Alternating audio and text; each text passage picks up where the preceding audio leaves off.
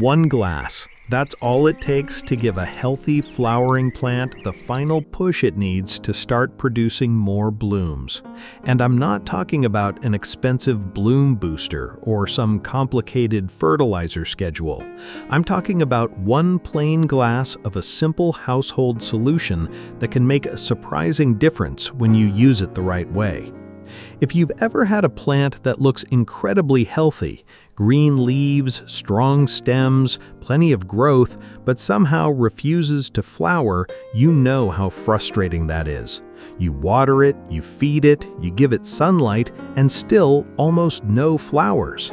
That's exactly where this one glass trick comes in. But there's one thing you need to understand before you try it. The glass isn't magic because of the amount of water. It's what you put in that glass, when you use it, and whether your plant is actually ready to flower. I learned that the hard way. I spent years trying different bloom fertilizers and feeding schedules, thinking that more fertilizer would automatically mean more flowers. Sometimes I got healthy plants, but healthy and flowering are not always the same thing. Then, I learned about a simple glass treatment that an old grower swore by. I tested it, adjusted the timing, and eventually understood why it worked and why so many gardeners use these kinds of treatments incorrectly. So in this video, I'm going to show you exactly what's in that glass, how much to use, when to apply it, and the few things you need to get right first so you don't waste your time. And by the end, you'll know exactly how to use this simple one glass trick on your flowering plants. Before we get to the glass, there's something most gardeners get wrong about flowering. When a plant isn't producing flowers, the first instinct is usually to give it more fertilizer. But if that fertilizer is heavy in nitrogen, you can end up encouraging exactly the wrong kind of growth. Nitrogen pushes leaves and stems. That's great when you're trying to build a young plant, but flowering requires a different balance. That's why a plant can look enormous and perfectly healthy while giving you almost nothing in the way of flowers. The goal isn't simply to feed the plant more.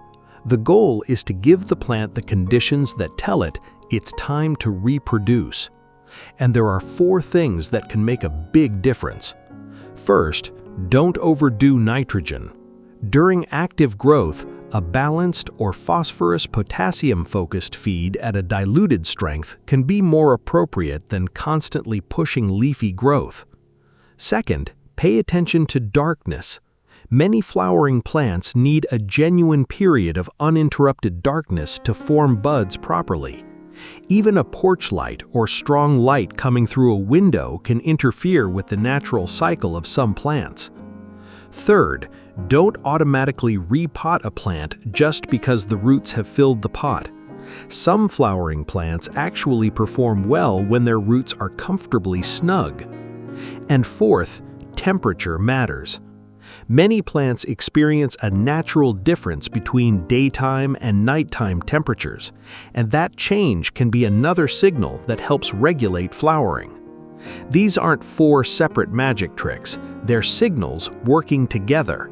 And once those conditions are right, that's when the glass becomes much more interesting. Now, let's get to the part you've been waiting for. The glass. Take one ordinary glass and fill it with room temperature water.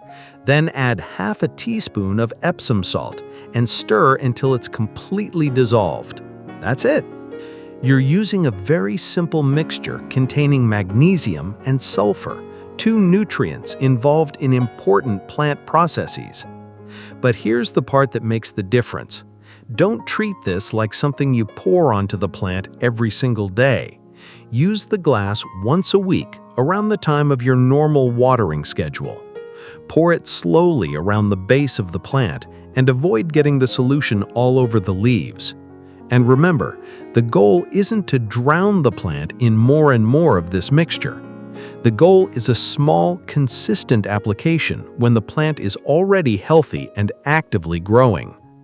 That's also why I don't want you to make the mistake of thinking, if one glass helps, 5 glasses must work 5 times better.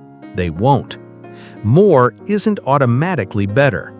In fact, if your plant is dormant, suffering from pests, dealing with transplant shock, or already stressed from extreme heat, this isn't the time to experiment with bloom-triggering treatments. Get the plant healthy first, then use the glass as the final piece. Because that's what makes this trick so interesting. You're not trying to force an unhealthy plant to flower. You're giving a healthy plant one more signal when it's already in a position to respond. So, let's put everything together. If you want to try this yourself, start with the basics. Make sure your plant is healthy and actively growing. Don't constantly push it with nitrogen. Give it the appropriate light and a proper period of darkness.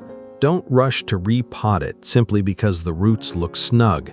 And if your plant benefits from a cooler nighttime temperature, give it that natural temperature difference when you safely can. Then prepare your glass. 1 glass of room temperature water, half a teaspoon of Epsom salt. Stir it until completely dissolved. Apply it around the base of the plant once a week, following your normal watering routine. And then, be patient. Don't expect a plant to transform overnight. Some plants respond relatively quickly, while others can take several weeks before you see meaningful bud development. The biggest mistake is changing 5 things at once and then having no idea what actually worked. Instead, pay attention to your plant. Look for new buds. Look for changes in growth and give the treatment time to work. The real lesson here isn't that 1 glass is some kind of miracle potion. It's that sometimes a simple treatment used at the right time and combined with the right growing conditions can give a healthy plant the final push it needs to flower. So if your plant has been growing leaves but refusing to give you flowers, try the 1 glass method properly, and don't forget that timing is just as important as what's inside the glass. If this helped, subscribe for more simple gardening tricks that focus on what actually works without making gardening more complicated than it needs to be.